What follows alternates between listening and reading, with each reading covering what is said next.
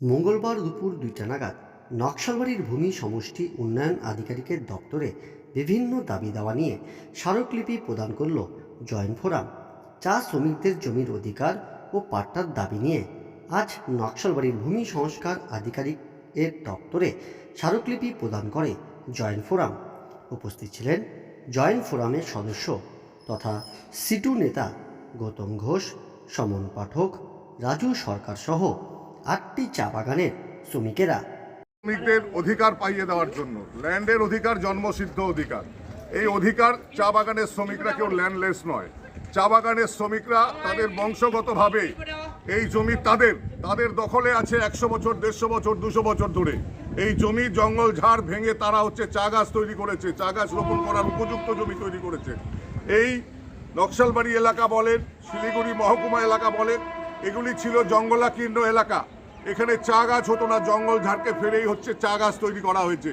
এবং ব্রিটিশ আমলের সময় থেকে এই শ্রমিকরা চালান হয়ে আসার পরে এটাই তাদের বাড়ি, এটাই তাদের ঘর, এখানেই তারা জন্মগ্রহণ করছে। এগ্রিমেন্ট লেবার লাইনের নামে মানে গরু ছাগলের মতো রাখা হতো একসময় শ্রমিকদেরকে, চা বাগানের শ্রমিকদেরকে। এখনও এগ্রিমেন্ট লেবার লাইনগুলি আছে অনেক বাগানে। সেই শ্রমিকরা আন্দোলনের মধ্য দিয়ে তাদের ৪৪টা শ্রম কানুন, বিভিন্ন দাবি দাওয়া, গ্যাচুইটি, পিএফ থেকে শুরু করে প্ল্যান্টেশন লেবার অ্যাক্ট সব কিছু তারা আদায় করেছে। আজকে জীবনমানের উন্নতি ঘটছে। এই জীবনমানের উন্নতি ঘটার জন্য মিনিমাম ওয়েজেস প্রয়োজন এবং জমির অধিকার প্রয়োজন। সরকার বারবার সিএএ, এনআরসি নিয়ে রাজনীতি করতে চাইছে। আমাদের চা শ্রমিকরা কেউ ল্যান্ডলেস নয়, ল্যান্ড তাদের সাথে আছে। এই জমির অধিকার দেওয়া হোক। কোনো রিফিউজি পাট্টা না, চা বাগানের শ্রমিকরা কেউ রিফিউজিও নয়। অতএব রিফিউজি পাট্টা না, চা শ্রমিকদেরকে অধিকার, যে যতটুকু জমিতে আছে তাকে ততটুকু জমির অধিকার দেওয়া হোক। এই সুনির্দিষ্ট ৭ দফা দাবি আমরা জানিয়ে এসেছি। এবং কর্পোরেট পুঁজিপতিদের হাতে জমি তুলে দেওয়া হচ্ছে। নিউচামটা বাগান তার উদাহরণ, এবং হাঁসখোয়া বাগান তার উদাহরণ। কমলা বাগানে বড় বড় বিল্ডিং তৈরি হচ্ছে, জমি কমে যাচ্ছে। ম্যানল্যান্ড রেশিও অনুযায়ী শ্রমিকের কাজ কমে যাবে আগামী দিনে।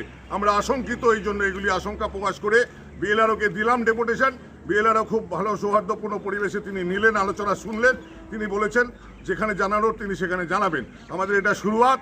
আগামীতে আরও বৃহত্তর থেকে বৃহত্তর আন্দোলনে আমরা যাব, যতক্ষণ পর্যন্ত চা শ্রমিকদের জমির অধিকার ওই ৫ ডেসিমিল দেওয়ার নাম করে কেন্দ্রীয় রাজ্য সরকারের যে ধাপ্পাবাজি, কেন্দ্রীয় এবং রাজ্য উভয় সরকারই ধাপ্পাবাজি সরকার।